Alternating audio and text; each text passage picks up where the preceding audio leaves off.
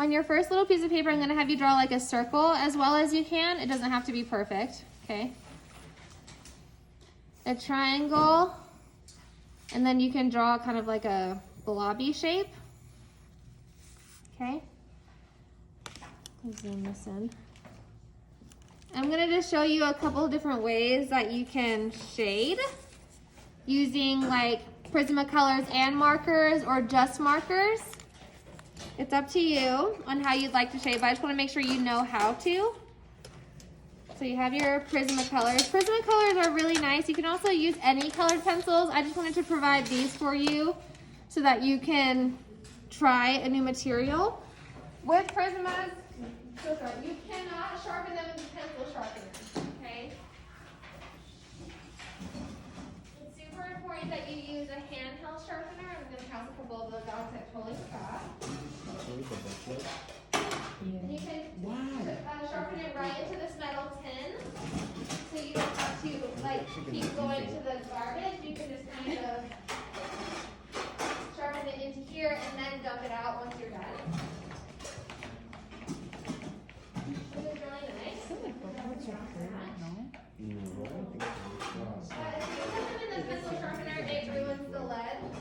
No, because it's going up your eyes. Hey, if you guys are gonna talk, you have to go sit in the back, okay? Okay. So we're gonna use just colored pencil first. I'm gonna do kind of like a red. So I'm gonna choose a red colored pencil, pink, and I'm gonna do this light pink. Okay, so instead of just shading with a graphite pencil, we're gonna use color to shade. So I'm gonna start with my sphere, and I'm going to give it a baseline of this light pink first. Typically, when you're using this colored pencil and marker technique, you wanna put down your lightest color first, okay? You're putting your lightest color first. So I'm using a pink. I'm just gonna put it all down. And I don't really care about my pencil underneath, that doesn't bug me. Going in kind of like small circular motions, because that's gonna help it kind of be smooth. Let me sharpen that up. Zoom in a little bit more so y'all can see better. Okay.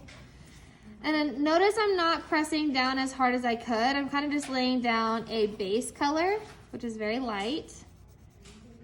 Kind of reaching the ends.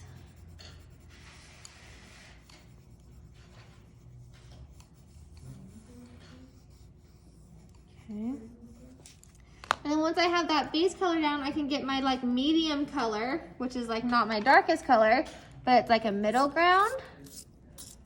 Okay.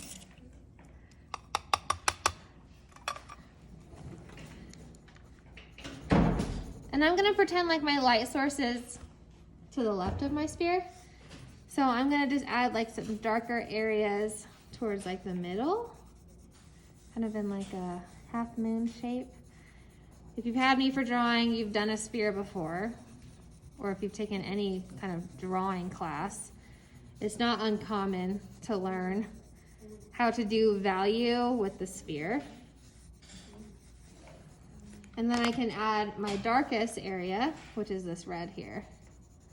And Prismas are kind of blendable, so I can very carefully make it look like they blend together. I'm using my circular motions. And I can reinforce. With Prismas and markers, you kind of go back and forth, building up that value. Okay. And reinforcing the peach again. Until you kind of have a nice little ombre of sorts. Okay?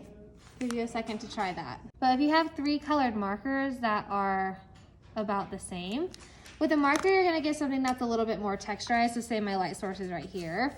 I can lay down my marker and I kind of go back and forth along the same line.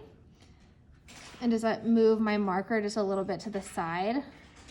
You don't want to color with a marker like you color with a colored pencil. You kind of want to do it with lines, because if you just color like this, it's just going to be too heavy and it's kind of inky. Not here. Okay. But if you kind of go back and forth, you can kind of get that blended look. Put your base color down. And you kind of want to let it dry. And you can do the same thing, kind of taking a different colored marker over the top, making it darker and darker. And sometimes you have to swatch it out to see if you have the right sequence, but it's just going to be a little bit choppier. Okay. And a darker color on top. But you have to be careful because you definitely want it to dry in between layers, because if not, it gets kind of inky.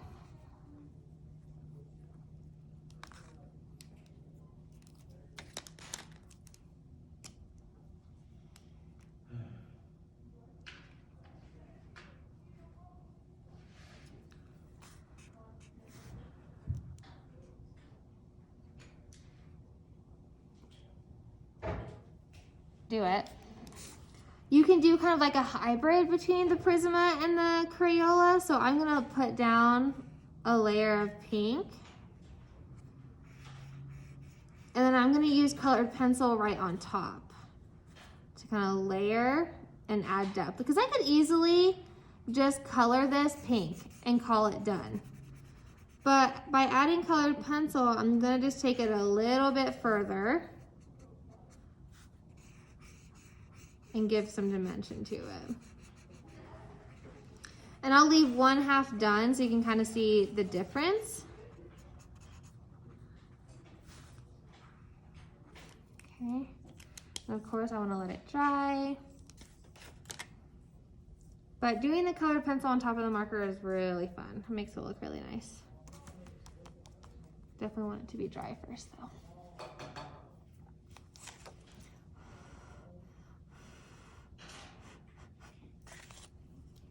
I'll start with adding a little bit of shadow using my colored pencil.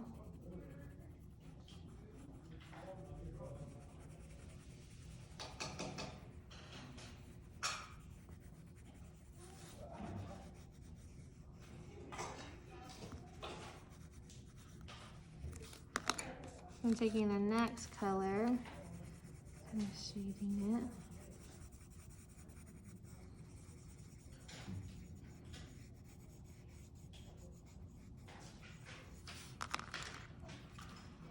Again, you kind of go back and forth with the colors. So maybe I put that middle tone down, but I need to go back on with a little bit of red.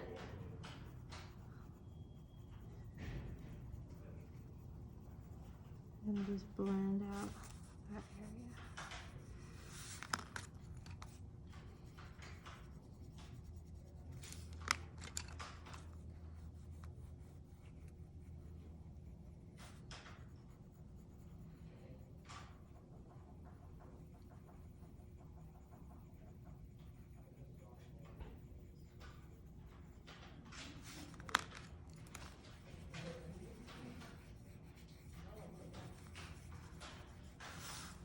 Okay.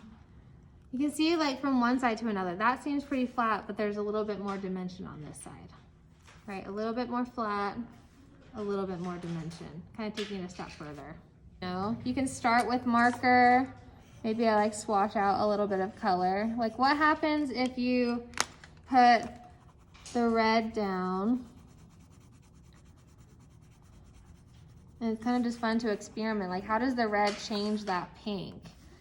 How can that pink become the lightest area? See how just a little bit of color totally changed it? What happens if I brought a little bit of red-orange into the mix? How does that change from swatch to swatch? If I put pink there, and I started with a little bit of red-orange instead, and then I put red. it's kind of nice to experiment with how these materials blend together. Or what if I had a little bit of red colored pencil, but then I decided, okay, well, I just want to take that a little bit further. How does it change the colored pencil? You know, it totally does. Do that again for you. If I do just a little light red swatch here, and I take this pink colored pencil over it, it totally changes the dynamic of that colored pencil. So I can even go in with more pink right here and just push it. Okay, push the value, push the I guess like the depth of what value and light color can do together. We're gonna use these techniques to kind of bring like a little mini doodle to life. I'm gonna show you how to lightly pencil sketch and then to ink and then to color, because some of you might wanna have that nice black line to kind of like clean up your image. That's totally a possibility. You also don't have to line it. You can leave it unlined, that's totally valid. So like this would be an unlined drawing, and this would be a lined drawing, right? That black line kind of just pops a little bit more as opposed to not having the black line. It's up to you on how you'd like to execute it, but we're gonna use our name in bubble letters just to kind of practice with inking and shading in. So I'm just going to very lightly use my pencil to just bubble letter my name. And I always do it too big. This is what always happens to me. I always draw it and I never have room for the last two letters. So you know what you do? Do the thing I taught you. You can lightly pencil out where you want the letters to go to make sure you have room for all your letters first. This is what I always do, because I always never leave enough room. So you can lightly pencil it and then you can say, okay, this is where my N is going. And this is where my I goes. And this is where my C goes. You can make it as stylized as you want. L and then E. That kind of helps me, you know.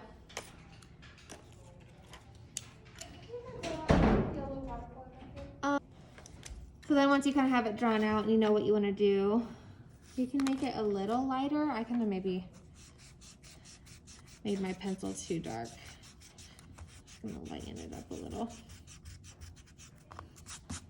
I don't want to erase it completely because I still want to be able to see where I'm going, but then I can kind of clean it up.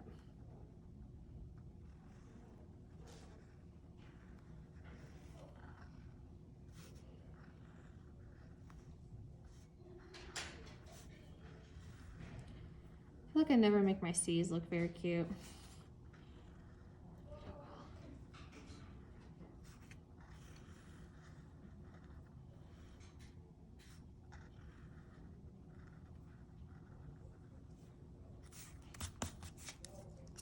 And then once I have the ink down, I can better erase my pencil.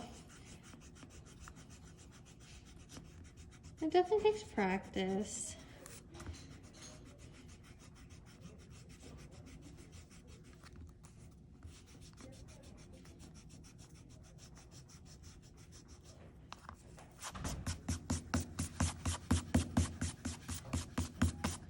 So to kind of test out our skills that we just learned, we are going to shade this and bring to life with our Prisma colors and our colored markers.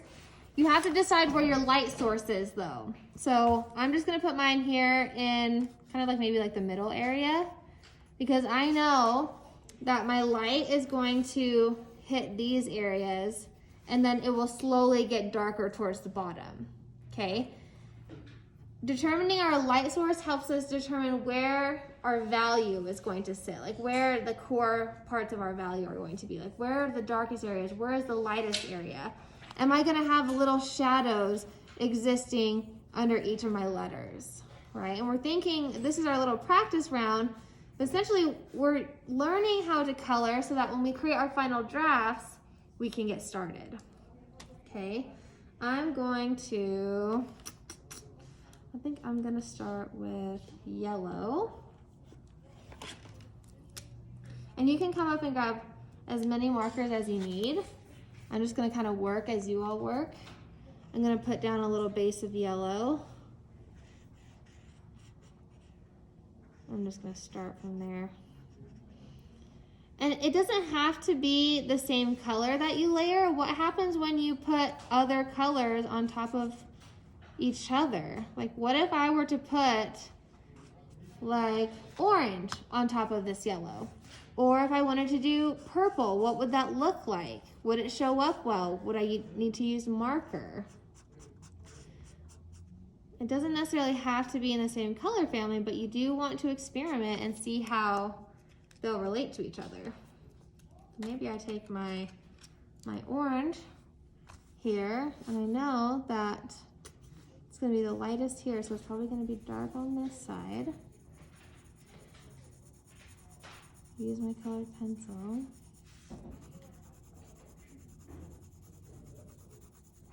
So a lot of light isn't going to hit over here.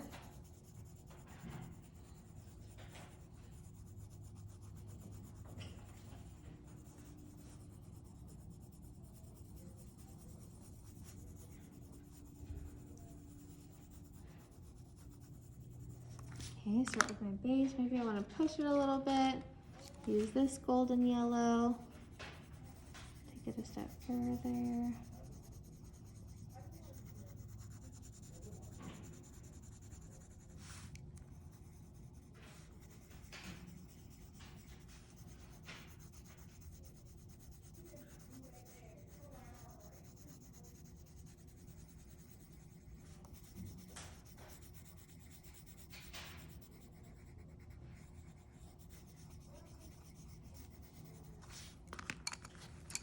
Come back to my orange.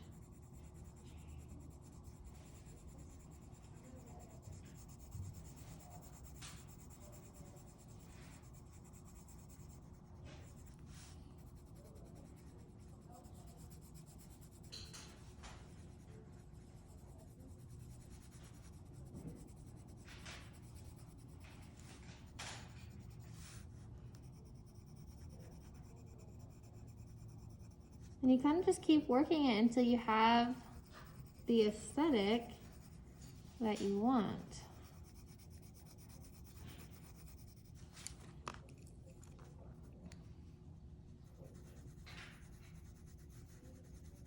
So kind of practice some techniques, see how you need to color it to kind of bring it to life.